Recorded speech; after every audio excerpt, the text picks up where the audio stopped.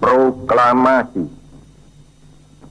Kami, bangsa Indonesia, dengan ini menyatakan kemerdekaan Indonesia. Bismillahirrahmanirrahim.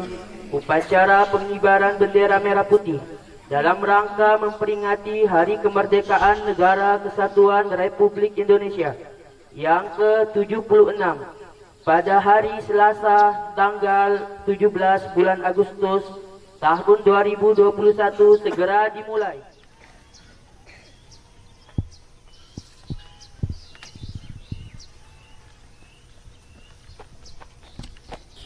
Pimpinan, saya Amir Ali. Seluruhnya, siap! Gerak! Penghormatan kepada pemimpin upacara oleh pemimpin barisan paling kanan. Kepada pemimpin upacara, hormat! Gerak!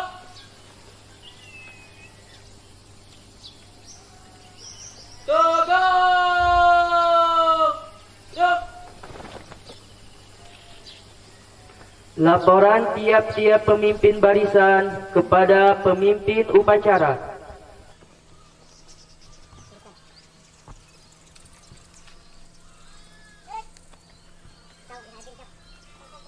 Tong Ali siap. Usman siap. Yang Sedina Umar siap. Tong Sedina Umar siap. Balik ke tempat.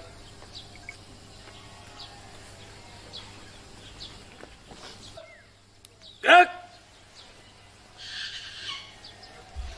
Pembina upacara memasuki lapangan upacara. Pasukan disiapkan. Siap! Gerak!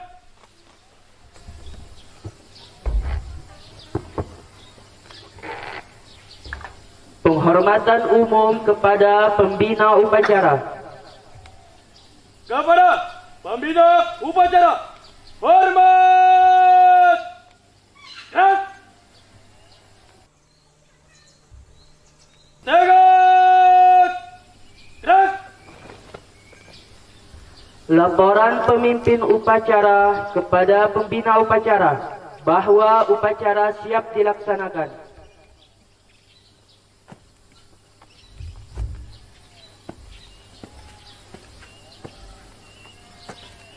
Lapor, upacara memperingati Hari Kemerdekaan Republik Indonesia tanggal 17 Agustus 2021. Siap dilaksanakan.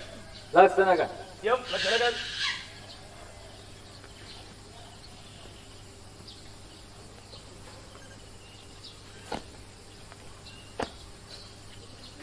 Pengibaran bendera merah putih diiringi lagu kebangsaan Indonesia Raya dan diikuti oleh seluruh peserta upacara. Gerak, maju, jalan.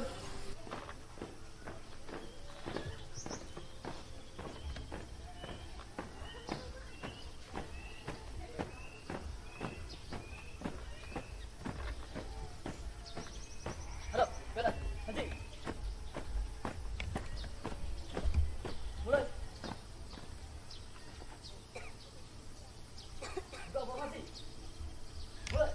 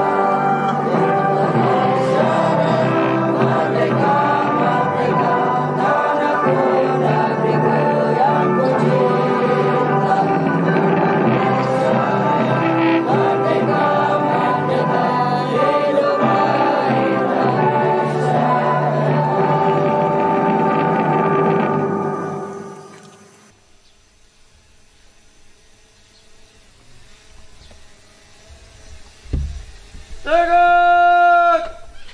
Gerak!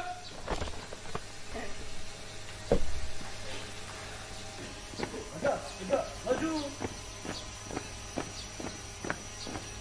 Jalan. Panjang. Mulai.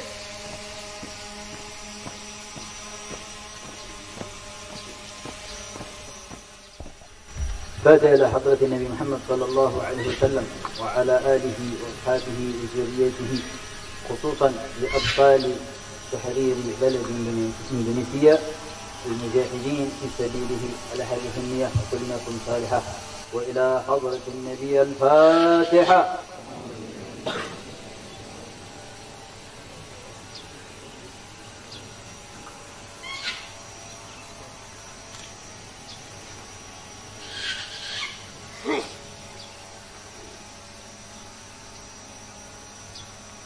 Pembacaan teks Undang-Undang Dasar tahun 1945.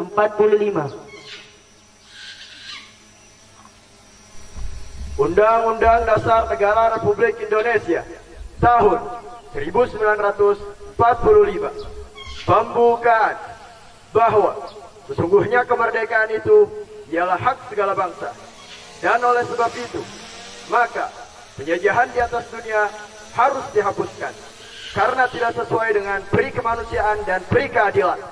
Dan perjuangan pergerakan kemerdekaan Indonesia telah sampailah kepada saat yang berbahagia dengan selamat sentosa mengantarkan rakyat Indonesia ke depan pintu gerbang kemerdekaan Indonesia yang merdeka, bersatu, berdaulat, adil dan makmur atas berkat rahmat Allah yang Maha Kuasa, dan dengan didorongkan oleh keinginan luhur supaya berkehidupan kebangsaan yang bebas, maka rakyat Indonesia menyatakan dengan ini kemerdekaannya. Kemudian daripada itu, untuk membentuk suatu pemerintah negara Indonesia yang melindungi segenap bangsa Indonesia dan seluruh tumpah darah Indonesia, dan untuk memajukan kesejahteraan umum, mencerdaskan kehidupan bangsa, dan ikut melaksanakan ketertiban dunia yang berdasarkan kemerdekaan, perdamaian abadi, dan keadilan sosial. Maka disusunlah kemerdekaan kebangsaan Indonesia itu dalam satu Undang-Undang Dasar Negara Indonesia yang terbentuk dalam suatu susunan negara Republik Indonesia yang berkedaulatan rakyat dengan berdasarkan kepada ketuhanan yang Maha Esa, kemanusiaan yang adil dan beradab, persatuan Indonesia, dan kerakyatan yang dipimpin oleh hikmat kebijaksanaan dalam permusyawaratan perwakilan, serta dengan mewujudkan suatu keadilan sosial bagi seluruh rakyat Indonesia.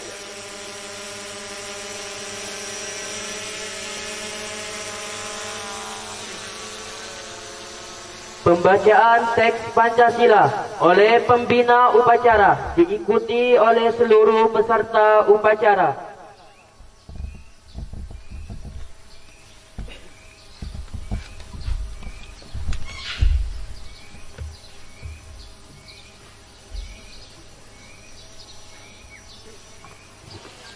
Pancasila. Pancasila. Satu. Ketuhanan yang Maha Esa. Ketuhanan yang Maha Esa. Dua. Kemanusiaan yang adil dan beradab. Kemanusiaan yang adil dan beradab. Tiga. Persatuan Indonesia. Persatuan Indonesia. Empat. Kerakyatan yang dipimpin oleh hikmat kebijaksanaan. Kerakyatan yang dipimpin oleh hikmat kebijaksanaan. Dalam permusyawaratan perwakilan. Lima. Keadilan sosial bagi seluruh rakyat Indonesia. Keadilan sosial bagi seluruh rakyat Indonesia.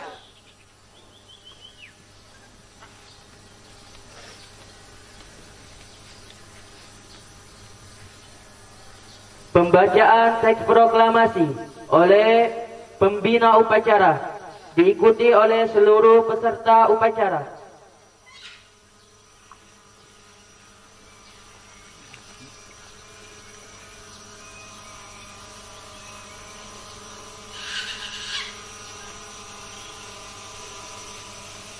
Proklamasi. Kami bangsa Indonesia. Kami bangsa Indonesia.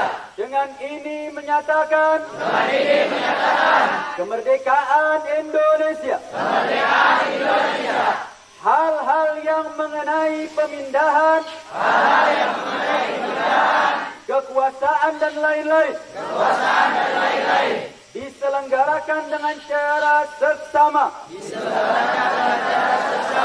dan dalam tempo yang sesingkat-singkatnya. Jakarta, hari 17 bulan Agustus tahun 1945 atas nama bangsa Indonesia. Soekarno-Hatta.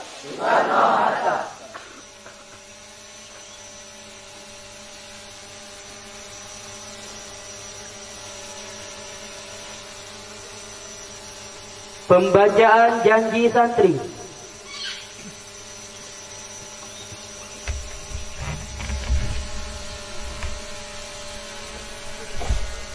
Janji santri. Satu. Siap jadi santri yang beriman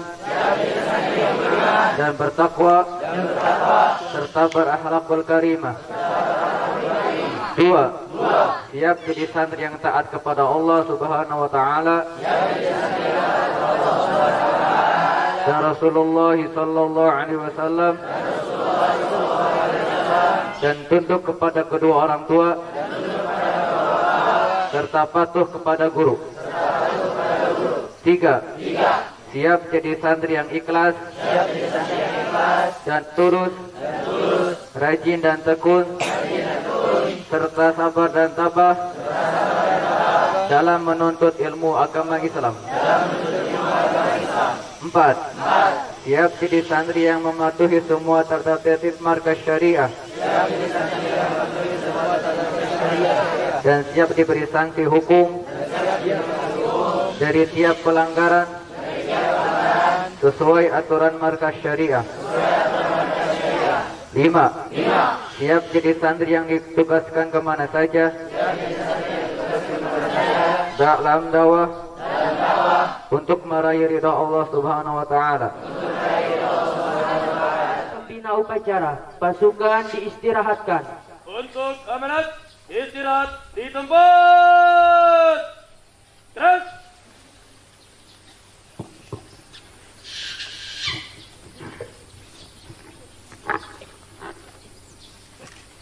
Assalamualaikum warahmatullahi ta'ala wabarakatuh. Waalaikumsalam warahmatullahi wabarakatuh. Alhamdulillahi rabbil alamin. Nahmaduhu wa nasta'inuhu wa nastaghfiruh wa na'udzu billahi min shururi anfusina wa min sayyiati a'malina. ما يهده الله فلا مضل له ومن يضلل فلا هادي له. أشهد أن لا إله إلا الله وحده لا شريك له وأشهد أن سيدنا محمدا عبده ورسوله لا نبي بعده. Alhamdulillah, pada pagi hari yang penuh berkah ini, di bulan Muharram, bulan yang penuh keagungan ini, kita diberikan anugerah oleh Allah Subhanahu wa taala di dalam memperingati satu momentum besar, satu peristiwa bersejarah, peristiwa kemerdekaan Negara Kesatuan Republik Indonesia. Satu nikmat yang wajib untuk disyukuri, satu nikmat yang wajib untuk senantiasa dijaga oleh seluruh rakyat Indonesia. Karena hari ini sudah berubah menjadi sebuah monumental yang wajib bagi kita selaku rakyat Indonesia, wabil khusus umat Islam Indonesia, terlebih kita para santri, kaum muslimin, untuk senantiasa mengabadikan peristiwa kemerdekaan Republik Indonesia yang tepat jatuh pada tanggal 17 Agustus. Kenapa demikian?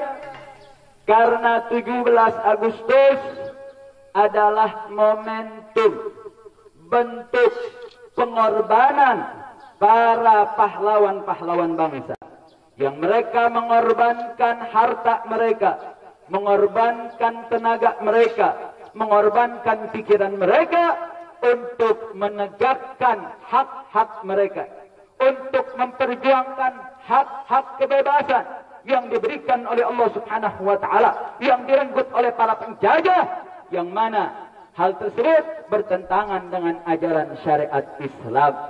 Sehingga 17 Agustus merupakan hari bersejarah yang patut dan wajib bagi kita untuk senantiasa menghidupkannya. Bukan hanya sekedar seremonial, tapi betul-betul mengimani, betul-betul mengilhami dengan momentum bersejarah tersebut di dalam benak kita. Makanya enggak heran kenapa para sahabat salafun salihun mereka tepat pada bulan Muharram ini, di mana takwimul hijri, penanggalan hijriyah dipilih dengan momentum, yaitu momentum hijrah. Di mana penanggalan tatkala Sayyidina Umar didatangi oleh beberapa sahabat ketika melakukan surat menyurat antar instansi saat itu, antar kerajaan, antar raja, tetapi surat menyurat di kalangan umat Islam belum ada penanggalannya. Terjadilah musyawarah antar para sahabat untuk mencari momentum apa yang tepat menjadi awal penanggalan daripada bulan tahun Hijriyah. Sehingga para sahabat berdiskusi. Ada yang mengusulkan bagaimana kalau hari lahirnya Nabi Muhammad saja. Ada yang memberikan usul bagaimana dengan bi'tsahnya Nabi saja, diutusnya Nabi Muhammad SAW menjadi awal dalam penanggalan. Ada lagi yang mengatakan hari wafatnya Nabi saja sebagai penanggalan daripada tahun Hijriyah. Kemudian Sayyidina Umar dengan musyawarah sepakat untuk memilih usulan, yaitu hijrahnya Nabi Muhammad sallallahu alaihi wasallam. Kenapa kok hijrah yang dipilih? Karena hijrah adalah momentum yang membedakan bainal haq wal batil. Momentum sejarah dalam hidupnya Nabi Muhammad sallallahu alaihi wasallam antara pembeda mana yang hak, mana yang batil, sehingga hijrah dipilih oleh para sahabat sebagai momentum awal penanggalan umat Islam. Dan gak kalah menarik, peristiwa hijrah itu terjadi bukan pada bulan Muharram, tapi terjadi pada bulan Rabiul Awal. Tapi kenapa kok penanggalan hijriah mulainya bukan bulan dari Rabiul Awal, tapi mulainya dari bulan Muharram? Apa dan mengapa? Kenapa kok bulan Muharram yang dipilih? Kalau hijrah adalah bulan di mana tempat penanggalan daripada takwimul hijri, harusnya Rabiul Awal menjadi titik permulaan. Tapi kenapa? Karena di bulan Muharram adalah cikal bakal terjadinya hijrah. Itu dimulai dengan Aqabah, Bai'atul Aqabah, yaitu bai'ah yang terjadi di pertengahan bulan Dzulhijjah, hingga terjadilah daripada setelah itu bubrah, biji daripada sumber terjadinya hijrah yang menjadi momentum perubahan yang terjadi di bulan setelah bulan Dzulhijjah, yaitu bulan Muharram. Sehingga bulan Muharram dipilih menjadi bulan pertama karena bulan Muharram setelah prosesi haji, orang dalam keadaan yang begitu suci karena telah menyempurnakan rukun agamanya. Artinya apa, saudara? Sayyidina Umar dan para sahabat ingin menitipkan kepada kita bahwasanya dengan momentum hijrah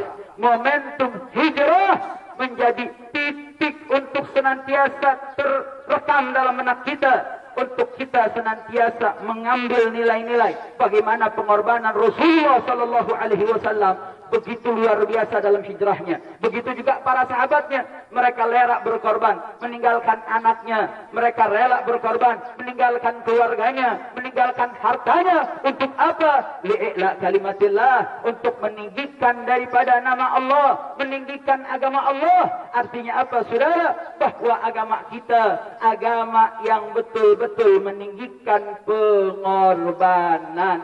Sehingga nggak heran kenapa para ulama, para habaib, para alimul ulama, mereka berbondong-bondong bersama-sama dengan santri-santri mereka. Mereka tanpa diminta, mereka mengorbankan waktu mereka, mengorbankan ilmu mereka, mengorbankan darah mereka untuk menjaga daripada negeri kita tercinta, negeri Indonesia. Karena di dalam darahnya para ulama, di dalam darahnya para habaib sudah tertanam rasa cinta, rasa pengorbanan. Karena agama ini mengajarkan kita untuk berkorban. Kita sholat 5 waktu, nggak lain nggak bukan, karena kita diajarkan untuk berkorban. Kita korbankan waktu kita dari 24 jam yang Allah berikan, korbankan untuk Allah, untuk kita menghadap Allah Subhanahu wa taala. Dengan puasa kita diminta untuk berkorban, korbankan hawa nafsumu, korbankan keinginanmu untuk kau taat kepada ajaran Allah. Dengan zakat kita diajarkan untuk berkorban, berkorban untuk menyisihkan daripada harta kita, karena di dalam harta tersebut terdapat hak orang lain.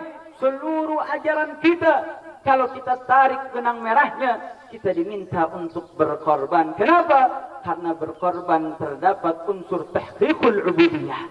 Itu mengokohkan tanda penghambaan. Penghambaan menjadi dusta kalau tidak ada unsur pengorbanannya.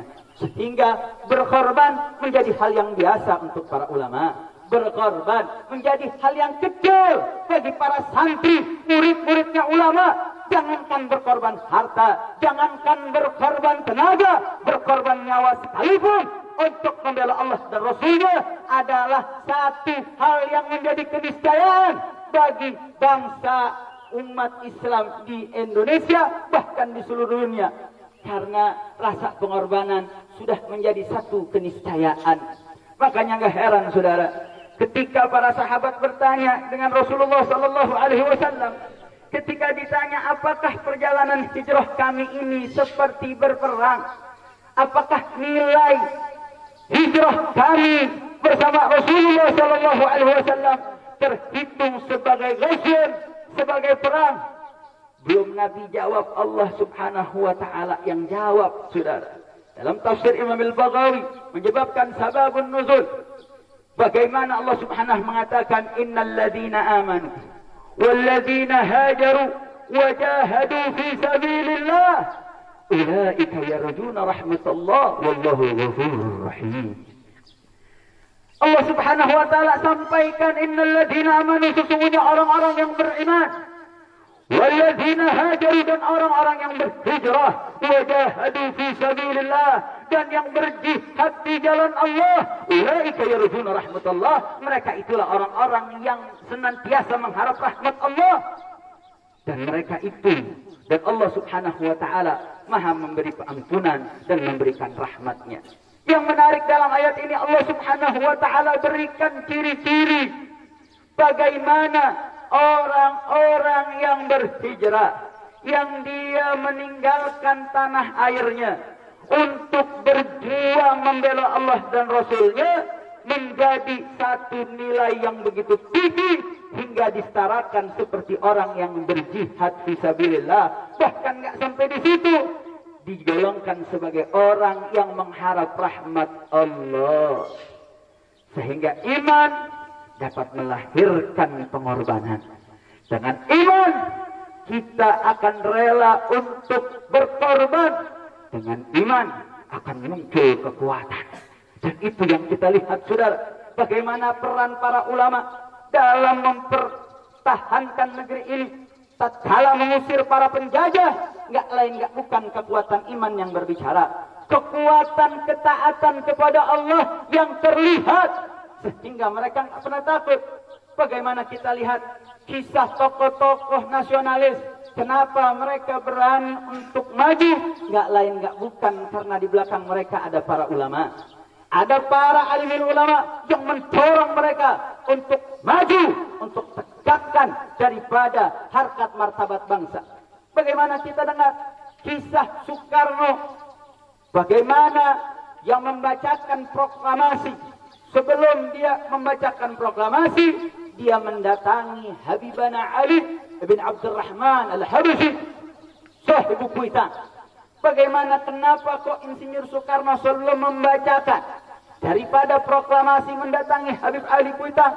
Karena memang telah terjalin hubungan tatkala Soekarno menjadi salah satu tokoh yang begitu dimonitoring oleh bangsa Jepang saat itu.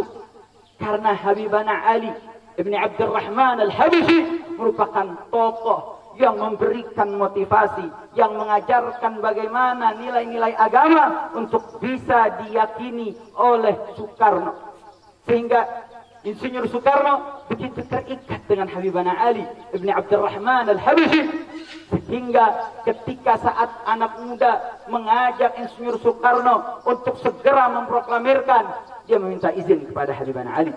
Bahkan jauh daripada itu, saudara, para habaib, para alim ulama sudah melakukan rapat demi rapat sejak tahun 1940-an untuk memberikan informasi kalau sebentar lagi kita punya negeri akan merdeka. Para tokoh-tokoh nasionalis, mereka memiliki keberanian untuk maju, tidak lain tidak bukan karena ada dorongan daripada guru-guru kita, para habaib, para alim ulama, sehingga para ulama umat Islam, santrinya merupakan salah satu sumber daya yang paling utama di dalam menjaga daripada keutuhan negara Republik Indonesia. Artinya kemerdekaan ini adalah hasil buah karya para alim ulama, sehingga para santri adalah tonggak-tonggak yang harus melanjutkan estafet tersebut. Bahkan prosesi yang saat ini kita lakukan, memperingati dengan memberikan hormat kepada bendera merah putih di tanggal 17 Agustus, nggak lain nggak bukan, itu salah satu yang diproklamirkan oleh Habib Ali bin Abdurrahman Al-Habsyi. Bagaimana Habib Ali mengutus murid-muridnya untuk mengawasi apa yang terjadi di rumah tempat diproklamirkannya oleh Insinyur Soekarno dan Insinyur Muhammad Hatta. Ketika telah mendengar informasi telah diproklamirkannya kemerdekaan Indonesia, Habib Ali setelah sholat Jumat, di hari Jumat di tanggal 17 Ramadan, saat itu Habib Ali selesai sholat Jumat, beliau naik ke atas mimbar. Beliau mengumumkan dan memerintahkan kepada seluruh murid-muridnya, memerintahkan kepada seluruh kawan-kawannya untuk mengibarkan bendera merah dan putih sebagai tanda kemerdekaan negara Republik Indonesia. Dan kenapa bendera merah putih, saudara? Habib Idrus bin Salim Al-Jufri mengatakan kullu ummatin laha ramzun, ramzu izzin wa ramzuna izzuna al-hamra wal bayda. Habib Idrus bin Salim Al-Jufri, seorang ulama besar dari kota Palu yang beliau lahir di negeri Tarim, beliaulah yang mengusulkan bendera merah putih dengan warna merah dan warna putih sebagai ramz, sebagai tanda keagungan, tanda kemuliaan negeri Republik Indonesia. Sehingga ketika kita melaksanakan upacara, nggak lain nggak bukan, kita mengikuti apa yang diarahkan oleh para alimul ulama. Sebagaimana Habib Ali bin Abdurrahman Al-Habsyi, saat Habib Ali mengumumkan hal tersebut, beliau memerintahkan keluarganya untuk mengibarkan bendera merah putih sepanjang Kuitang, seluruh wilayah Jakarta saat itu terus menyebar, semuanya mengibarkan bendera merah putih, tanda bentuk perlawanan kepada Jepang maupun para penjajah yang saat itu ada, saudara. Artinya apa? Para ulama betul-betul totalitas di dalam menjaga kesatuan negara Republik Indonesia. Sehingga ini perlu ditanamkan oleh benak kita para santri. Yang ke depan, daripada masa depan negeri ini ada di pundak kita bersama. Negeri ini bisa merdeka karena tetesan darah para syuhada, para alimil ulama, para santri yang mereka tidak pernah berhenti untuk terus untuk menegakkan yang hak itu hak, yang batil itu batil, sehingga pengorbanan harus terus dikobarkan, pengorbanan harus terus dinyalakan dan itu harus menjadi satu nilai yang harus ditanamkan oleh para santri. Sehingga para santri nggak ada kata lain untuk bermalas-malasan, tidak ada kata lain untuk bermain-main. Kita punya musuh senantiasa mengawasi kita. Kita punya musuh negeri ini, musuh agama kita ini senantiasa mengawasi kita. Maka nggak ada kata lain untuk kita kobarkan semangat perjuangan untuk bela Allah dan Rasulnya dengan jihad yang ada, yaitu jihadul ilm, jihad kita dengan ilmu sebagaimana yang ditunjukkan oleh Rasulullah SAW dalam fatrah 13 tahunnya di kota suci Makkah dengan jihad dakwah. Dan jihad dakwah ini tidak akan berhasil kecuali dengan ilmu. Dan alhamdulillah para santri sudah berada dalam jalurnya. Tinggal bagaimana kita istiqamah. Mudah-mudahan Allah Subhanahu wa taala memberikan rahmat dan hidayah serta taufiknya kepada kita untuk senantiasa mengorbankan jiwa perjuangan di dalam ilmu untuk membela Allah dan Rasulnya. Dan sebagai penutup, karena ini bulan Muharram, diingatkan hari ini tepat pada tanggal 8 Muharram, maka besok ada puasa Tasu'a dan puasa Asyura. Bagi yang ingin untuk menjalankannya, maka mendapatkan anugerah yang besar. Sehingga besok hari Rabu, kemudian hari Kamis, kalau Kamis menjadi satu rutinitas wajib untuk santri, jika menambah dengan Tasu'anya itu jauh lebih baik, sebagaimana yang dicontohkan oleh Nabi Muhammad sallallahu alaihi wasallam. Hakadha minni wa afu minkum. Assalamualaikum warahmatullahi wabarakatuh. Menyanyikan lagu wajib nasional 17 Agustus dan Garuda Pancasila.